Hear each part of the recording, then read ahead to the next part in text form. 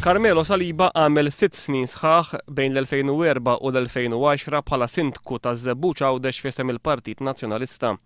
Fil-qorti ta' Għawdex ħareġ li bħala sindku nazzjonalista ta' Żebbuġ fil-15 ta' Ottubru 2009 Saliba ġiegħel lil xi ħadd biex biksur ta' liġi jitfa' konkos fi proprjetà ta' ċertu Joseph Magro mingħajr il-permess ta' Magro nnifsu.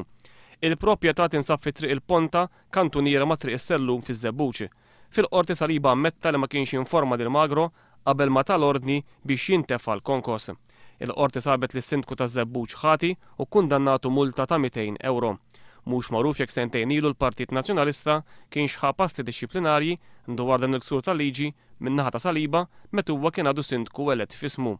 Saliba li f'Għawdex jaħdem mat-Transport Malta qed jiffaċċja akkużi oħra fil-qorti dwar miżappropriazzjoni tal-laptop tal-Kunsill Lokali u dwar użu ħażin ta' fondi pubbliċi.